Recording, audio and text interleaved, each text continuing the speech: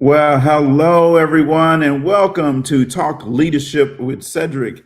No, we're not here to Talk Leadership with Cedric today. You see, I'm so used to Talk Leadership with Cedric. This is Cedric Unplugged Leadership Insights. Well, this is where you go to, we go beyond the surface. We get into real conversations that shape leaders, right? Today is a special one for me, not just because of the conversation we're about to have, but because of what it represents. Earlier today, or this last week, actually, we officially launched something I'm incredibly proud of. Turning Pages, write, edit, and publish, a 𝗨𝗃-powered platform designed to help aspiring authors take their idea from concept to completion. Now, 𝗨, you say, well, what is that? 𝗨 is our proprietary software operating system. So we have 𝗨 Assist, which is your intelligent writing partner built to help you structure, refine, and elevate your manuscript so it's not just written, it's ready to be published. And then we have 𝗨 Analysis, which is another proprietary software. That means we are the only ones that have this software. This is the publishing framework for stronger, smarter, more valuable books. So you're not just writing a book, you're writing a book that matters.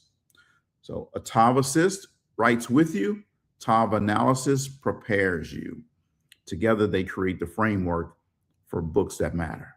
If you've ever said, I got a book in me, if you've ever said, I want to write a book, if you've ever said, man, it would be great to write a book, but I can't afford it, this is your moment. So I encourage you to subscribe and be a part of the movement. I'll put the website up here on the screen so you can check it out. But today is about a guest that we're going to be interviewing. And this is a perfect example of what happens when vision meets execution. So today I have a special guest with me. His name is Darrius Smith.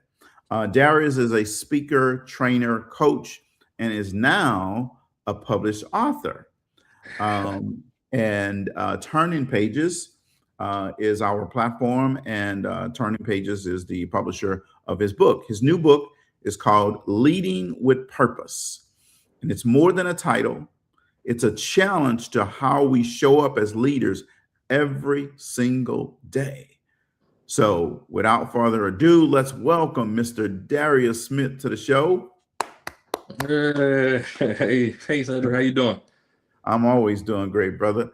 I'm excited that you're here with us today, and I'm looking forward to our conversation. Yes, sir, me too.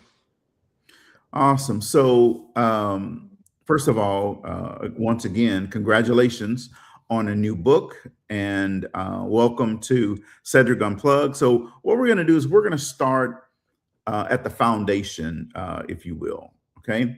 So what inspired you to write Leading with Purpose at this point in your journey? So I retired from the Air Force 3 years ago. I did 25 years. So shortly after retiring, I started reflecting on my career and things I should have done better. And so I made it to Chief Master Sergeant, which is the top 1%. But I didn't have all the answers, and I wanted to continue to grow. And now my job is to uplift those who come behind me. So after my time in the Air Force, I reflected on, how can I help? How can I continue to help future leaders grow? So I started thinking, what's missing? I watched a lot of people win, externally, but nobody was winning internally. We had to find that compass, that moral compass, and stick with it. So the results was there, the drive was there, the titles were there, but I think the clarity was missing. So Leading with Purpose is my way of helping leaders learn to win and lead from within. Awesome. Absolutely. Love that. So before the book, how did you define leadership, and how has that definition evolved? So I defined leadership to me, it was simple at that point. It was mission, execution. Did we get the job done? Did we meet the metrics? Were we the best team? Did we have discipline? and accountability. And those things still matter, right? Still matter to this day. But right now, I think alignment is what has changed for me, because you learn you can get compliance without connection, and from that point, you're really not going to go anywhere if you don't have a connection with your team. Yeah, absolutely agree with that. So, for you, was there a defining moment where you realized purpose had to be central to leadership? Yes. So the defining moment for me, it happened. I think back to my time as a first sergeant, where I actually realized the authority that I had, right? So hence the authority. Mhm. So I used that, and it was kind of like, do as I say, and thinking it was right. But as I learned, um, I had to have a purpose, because I was making decisions now that impacted other people's careers as well as their lives, their home life. So professionally and personally, I was impacting them. So I had to find something to stand on, because if I didn't stand for anything, I'll fall for everything. Yeah, absolutely. So, um, one of the things you said is, hey, you're in the Air Force.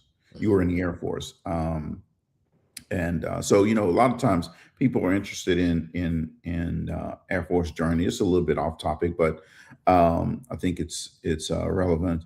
Tell us some of the places you were stationed while you were in the Air Force. So I've been very fortunate.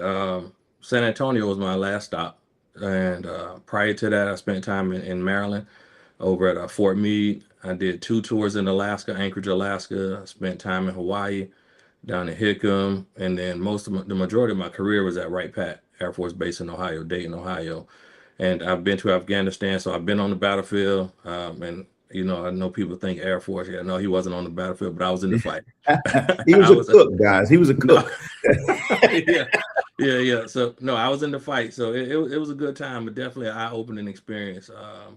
So I had my share of deployments, and then Korea was another stop for me. Okay, all right. So as you journey through the Air Force, and now that you're out, do you see a difference in leadership or leadership development, if you will, being in the military versus being in the civilian sector? The difference, yes, there is a difference. I think is how we get after it. Both in the military and in the civilian sector or the private sector, there's the same issues. It's just we go about, developing the people differently. And I say that because the military is more structured. As you reach a certain point in your career, you have to go to the Airman Leadership School for the Air Force, NCO Academy, the Senior NCO Academy, as you progress through the ranks. Whereas in the civilian sector, they have a problem, and then they get after that problem. So now I find myself, when I talk to companies or organizations, what are your pain points, and how do I help you get after those? And that's how we form that plan to attack whatever they're dealing with. Okay. One of the things I tell people in the civilian sector is that, hey, in the military, it's a little bit different. You say, hey, I'm not doing this, I'm not doing that, I don't want to come to work. No problem. Just pick up the phone and call the MPs, and they come get you, Yeah. right? They have ways of motivating you. Hmm. In the civilian sector, we can't call the police and say, hey, they don't want to work today. They calling in sick. Right. Yeah, most definitely. I've seen my share of those, and on both sides, right? In the military, and like you say, for us, I was an intel guy. So with the security clearance, anybody, you don't show up to work for 2 hours, we send the police looking for you. So we don't wait. We send them looking for you, find out where you are. And the civilian sector, we just, they'll terminate them. But Yeah, yeah. absolutely. So, all right. So many people lead without clarity. And in my book, 12 Laws of Communication, we say that um, leaders don't confuse, they clarify, That's it. right? So, what's the cost when you have a lack of clarity? So the lack of clarity for me is the cost is inconsistent leadership. You cause your team to burn out, and then ultimately you'll lose the trust of your team and teammates, because they don't know which version of Darius or whoever the leader is going to show up to work. So the priorities, will shift on Monday versus Thursday. The standards fluctuate. There's no line, so we really don't never understand where we stand. If you don't clear expectations, you'll clear results. It's something I always say. Yeah, absolutely. So, for our audience, what I want you to be thinking about is, where do you see a lack of clarity in your workplace? What do you do about it? How do you impact it? And if you are a leader leading others, are you one of the people that is the cause of lack of clarity? Now, be willing to be transparent. Nobody's gonna know who you are. So just put it in the comments, and let us hear from you. How do you operate when you have a lack of clarity? Does it cause confusion? Does it cause frustration? Tell us what your thoughts are around this. So, Darrius, what personal experiences shaped the message behind your book? The message in my book is, again, I'm reflecting back on my time in the Air Force. It was those days where I did some self-reflection, some deep diving inside my day, my week, or however the month went, and I thought about how I actually impacted folks' careers, and some careers I ended, some I ended not inadvertently, but I won't say unwarranted either, but I ended them probably prematurely. Right? If we would have did a little more digging, a little more research, and probably actually found out, the secondary and tertiary effects that came with their actions and the results with the discipline we levied upon them. It's my battle tested scars, I call it, from behind the desk, if you want to say battle tested, but it's the scars of the mistakes I feel I made, and how I impacted others' lives by doing so. Yeah. So, um, you had an impact on their lives, but ultimately they had an impact on their success or failure in the Air Force. So now that we understand the why behind the book, let's get into the substance. What leaders can actually what they can apply, how they can apply it, and why should they apply it, right? So, hey, hold up your book so people can see it. Well, let me grab it real quick. This is it. This is it. All right. Leading with Purpose by Darrius Smith. Definitely, you can find that on Amazon, right? Yes, sir. It's on. And they can order it from your website. Yes. The bookstore's in the chat, so they can order from my website as well. Yeah, I'm going to put that up on the screen, and then I'll also pop that in the chat as well. So let's make sure that we supporting Darrius Smith tonight. So what does leading with purpose actually look like in action?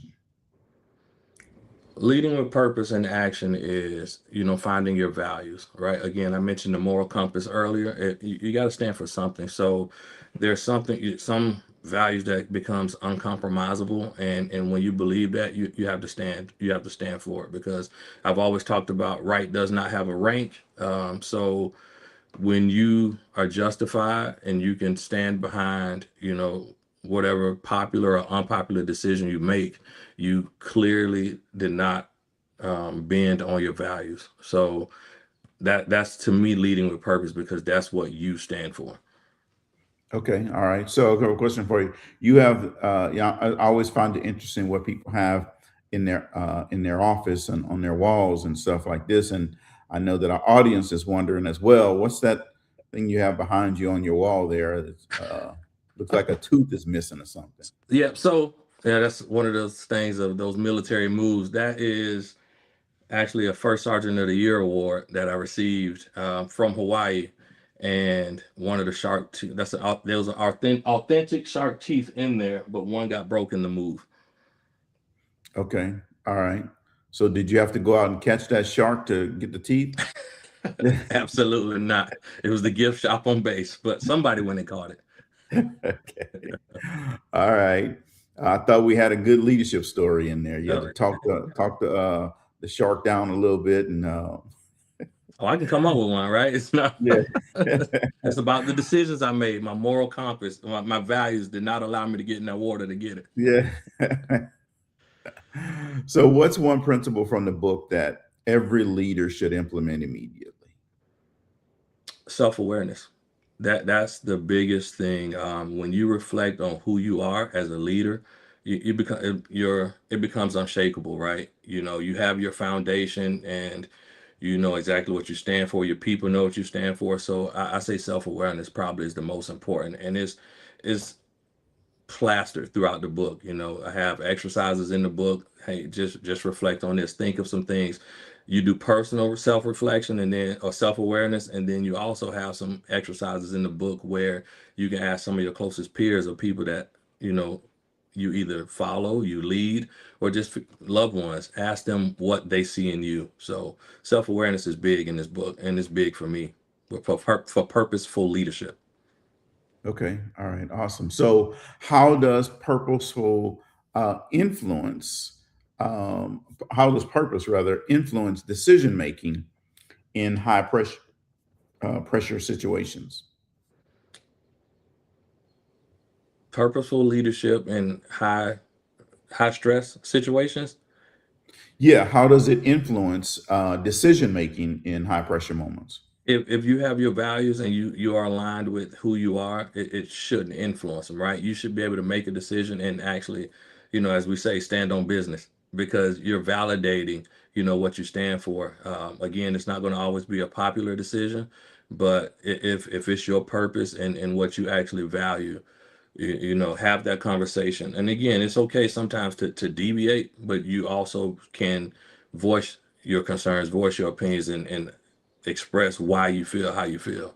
But like I said, it might not always be the most popular decision, but if it's one you value, then it's again unshakable. Okay. All right. That sounds like a plan. What's the biggest misconception that people have about purpose driven leadership? So a big shout out to my guy Chris Easter. He likes to use the phrase weak leadership. So that's me. The biggest misconception is that purposeful leadership is soft, but it's not. It's establishing the connection and aligning with your people, and actually when they know you're compassionate, you're actually forming that bond that strengthens the team. And you hear the phrase all the time, I'll run through a brick wall for this person or that person, but that's why. It's not necessarily being soft, it's that you're compassionate and you actually show you care. Yeah. And I'm still waiting on those people to run through the wall. I mean, if I say it, but I want to see somebody do I it. got you. Yeah. I'm about that action. There you go. I seen some people get to the wall. They ain't got through it yet, but yeah. So, how do you help leaders, Darrius, uncover their purpose if they are unclear? Um, so so in coaching, I ask the questions, I kind of dig it out of them. I don't give them the answers. I let them form the answers themselves, but I ask clarifying questions. Hey, what's stopping you, or what's the hold up? What's your, as Flatter Inc. J.R. Flatter, he says, what's stopping you from jumping off the 30-foot cliff, right?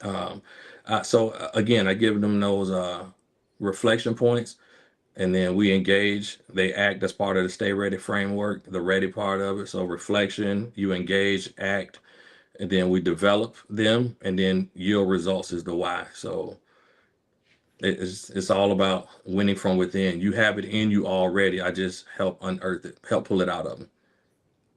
Okay. And you mentioned that stay ready framework. You, tell the audience what they're going to get with the stay ready framework.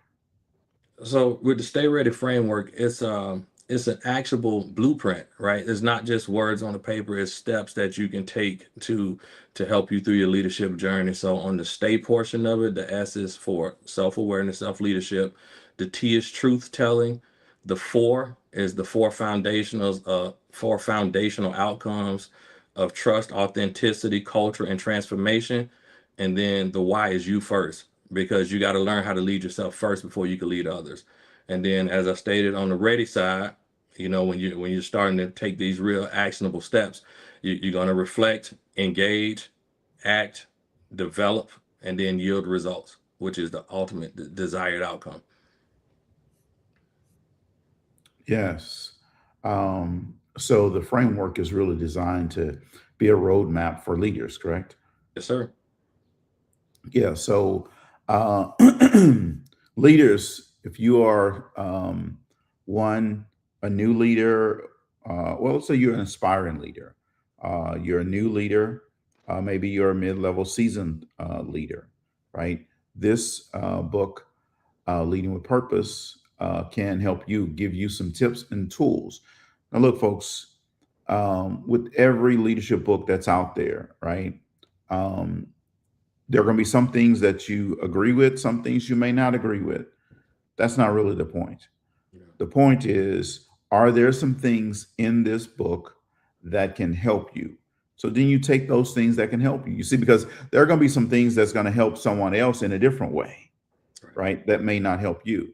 So this is why you need to get Leading with Purpose to help you develop and have an appropriate framework so that you know exactly what things you need to work on, improve, get better at, and all of those things, right? Sometimes we get to a point in our career, in a particular job responsibility, and we think we've arrived. And we forget that we need to continue to grow and develop. In order to be a better leader, we have to be willing to grow, develop, get better. And the way that we do that is by reading. You see, a lot of leaders forget to read stuff. That's it. They forget that other people can help them become better leaders. So your job is to figure out what are those things you need to become a better leader, and that's what this book is designed to help you with. All right. So go ahead and get that book. I'm going to go ahead and put it back up on the screen just in case you forgot. Let me put it back up on the screen here. There we go. All right. And in fact, let me do this. Let me. I'll put it in the chat once it comes down. I'll put it in the chat. So now let's keep going here. We're going to transition to our next segment, and what we're going to talk about is real world leadership, really application and challenges that you can go through as a leader. And sometimes we have to be willing to shift gears and get away from just theory and go to real world lived experiences. So what's one leadership challenge you see consistently across organizations today, Darrius? One leadership challenge that's consistent across organizations is that I see leaders worried more about the optics versus the impact. Again, does my numbers look good? Are all my people on time? It's the metrics, appearance, and the perception versus what impact they're actually having on the team, the people that they're leading, and the overall mission of the organization. So I think that's the biggest consistent challenge I see today is optics. Everybody want to look good, and everybody are doing the things that they need to do to make themselves look good versus actually making that real impact. Uh-oh. Now you're gonna step on somebody's toes when you say that, Darrius. You can't say that out loud, man. Yeah. It's about truth telling, right? So Absolutely. Definitely about truth telling. So how do you coach leaders who are struggling with influence and credibility? consistency. I talk about consistency again. It's when you show up, is your people know how you're going to show up, and as they call them, with like the helicopter parents or things like that. All right, here comes 𝗟𝗲𝗱𝗿𝗂𝗋 Smith. Here he come. You never know what you're going to get. Do we have his coffee? That type stuff. So consistency is what will build that influence and credibility, and it also builds trust. Awesome. So audience, I am putting the link in the chat for you as we speak so that you can get that and order the book, Leading with Purpose. So, As I look around and I see leaders of different type, different shapes, different backgrounds, and all this type of stuff. What really separates effective leaders from those who just hold the title? One attribute I believe, well, one attribute that separates, in my opinion, impactful leader is ownership. Ownership and accountability. When you not only taking charge, but you actually grab something and make it better. You always want to leave something better from how you found it, and ownership is huge. You know, some people just get the title, get the corner office, and then they get comfortable. And when you own it, it's mine, and I'm ready. You know, I'm running through the wall with the team, not just them running through it for me. Well, that part. We want people running through the wall, but we want the leaders to be leading from the front, so they got to go through the wall first, Right. right? Lead the charge. Don't just sit back and think, well, I'm the boss, so I don't have to worry about doing it. You don't want to have that, right? So, how do you maintain purpose when facing setbacks or challenges? Because see, everybody can maintain purpose when things are going great, Hmm. right? When you got a full staff, when you know your manager, director, supervisor, whatever, letting you do whatever you want to do, when everybody's operating consistently with integrity and accountability. However, when we have those challenges, those setbacks, those failures, how do people maintain that purpose? To me, it takes it back to what you believe in, what your values are. Yes, there's going to be storms, there's going to be fires, but like they say, a setback is a setup for a comeback. So when you have your values, if you know, that's your foundation. The foundation, as long as it's strong, you can get through anything. There may be more challenges in some situation than others, but if you stand fast, or you know, and take charge, it's, I won't say infallible, but those are the things where, again, the consistent mannerisms, the consistent positive attitude, the positive energy towards the people. When you're uplifting, and you know your values are shining through, it's unshakable. So there's not one storm we're not built to get through. I also Yes. mentioned that one of the chapters is run through the storm, or run to the storm, instead of running from it, in the book. So I talk about it in Lead with Purpose. Awesome, awesome, awesome. So, what advice would you give to those emerging leaders trying to find their voice? Because you know they struggle from time to time trying to find that voice. To find your voice. Oof. That's a good one, Cedric. When trying to find your voice, stay consistent and make your words match your actions, because people not only hear what you say, they watch what you do. And that's, so your voice becomes, you know, it's echoed amongst the teammates if your actions are in line with what you're saying. Yes, perfect. Um, so, you know, what we're going to do at this point, we're going to transition again, right? We started off, if you're just joining us, talking about the journey to purpose, right? Um, Then we move to principles from leading with purpose, meaning teaching the audience about leading with purpose. What does it mean? Then we just went through a series of questions around application and challenges, or we call it real world leadership. Now, what we're going to do is transition to impact, legacy, and authorship. All right. So, audience, this is your opportunity to throw in any questions in the comments. You know, I'll put them up there, and so be thinking about what questions you have. And I haven't forgot about the question I asked you guys either. So let's make sure you answer that question. So, Darrius, what impact do you want leading with purpose to have on the reader?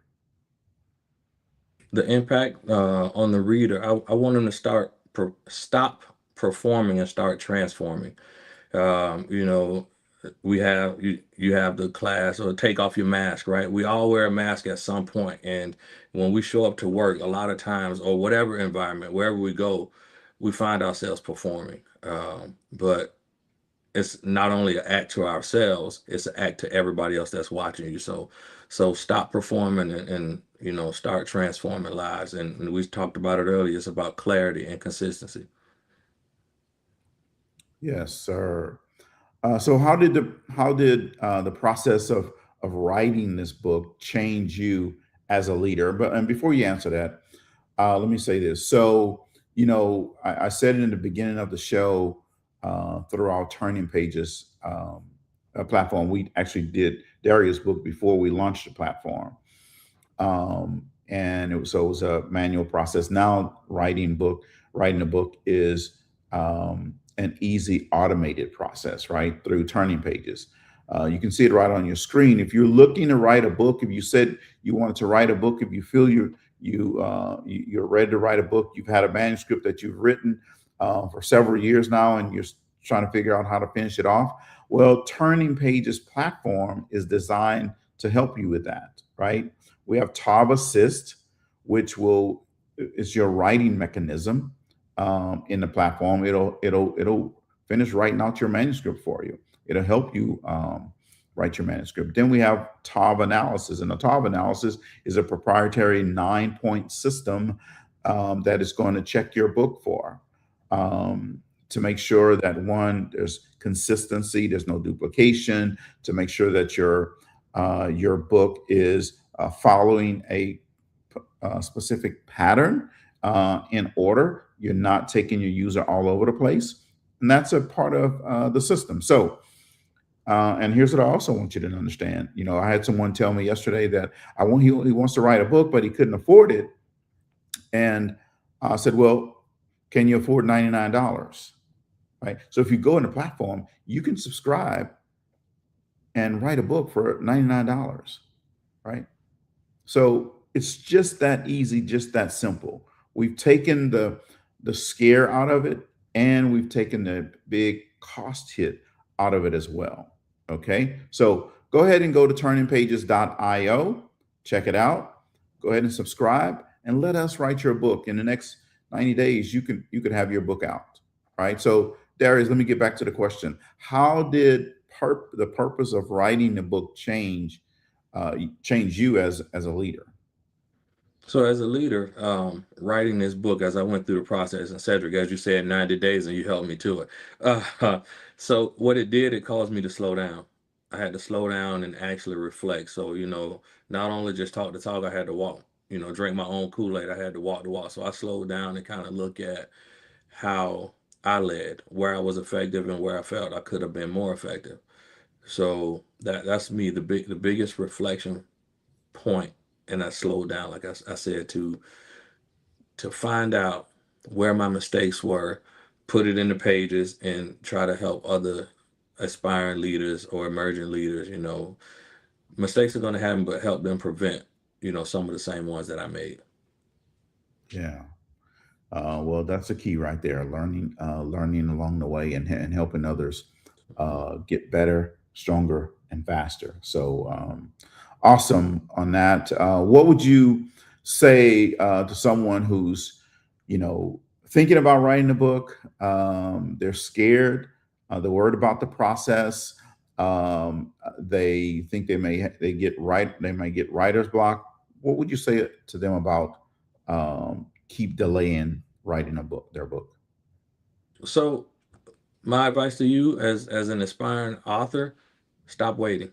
You already have the courage because you have the desire to do it. So once you start to put pen to paper, nowadays you start typing on a keyboard, the clarity will come through. So just start typing, and once you get it on paper, you can start editing and take out what you don't want. And this is your story, your voice on whatever book you're writing, so nobody can tell you how to do it. So believe in yourself, bet on you, and just take that first step. All the other steps will fall in line. Yes, absolutely.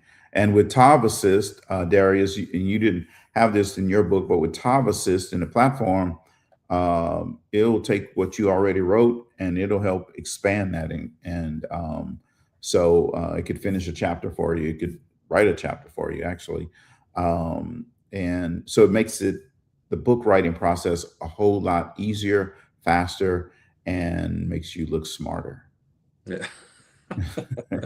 Like, I need that. No, I got it. I have to check it out for book 2, Cedric. I have to check it out for Say that book 2. again. I have to check out 𝗟𝗲𝗱𝗿𝗂 on book 2. Yes, absolutely. So how does authorship elevate a leader's platform and influence? So being an author elevates you. You become more than just a practitioner, right? Your voice is expanded because now, as like for me as a speaker, I impact the audience that I'm engaging with at that moment. But as an author, my reach is up and out beyond the room that I'm physically standing in. So that, I believe, that's how it elevates. Your message is now black and white. It is heard. Lifelong learner. So I continue to still reflect and still do more work and try to get better, not only with just my book, but with others. But I think it's the voice. It's expanding your reach and reaching others. So your message is going to resonate with someone. Even if it's just one, it'll resonate with somebody and make them also better. So Yeah, that's absolutely. continued impact. Absolutely. So hold your book up. So, and keep holding it up here. So, folks, one of the things that I tell people who are thinking about writing a book, who thought about writing a book, but they're scared, they're worried, and all of this type of stuff. So you have a lot of IP, intellectual property, in here. But when you die, all of that IP goes in the ground with you, and it returns to the ashes that it came from. Okay. Now, 100 years from now, when you're gone, nobody will understand what your intellectual property was. But Darrius has this book in his hand right here. That book will be here 100 years from now. So now his grandkids, his great grandkids, and great great grandkids, even though he's gone, they know what his thoughts are. That's the same thing for you. That's the value in another value point in writing a book. 100 years from now, when you're gone, your words still stand. And here's how I want you to understand this. So keep holding that book up, Darrius. So this book is called As a Man Thinketh. It was originally written in 1903 by James Allen. Well, in 2025, I rewrote this book.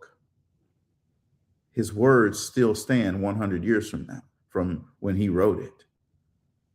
And I rewrote it here, and it's going to stand even longer. You see, that's the purpose and the value of writing a book. And let me tell you one thing. Once you write one book, you're going to write a second one and a third one. Mm-hmm. It's just a part of the process. You just have to get the first one out of the way. Turning pages will help you now get that first one done, and you'll be ready to write another one in no time at all.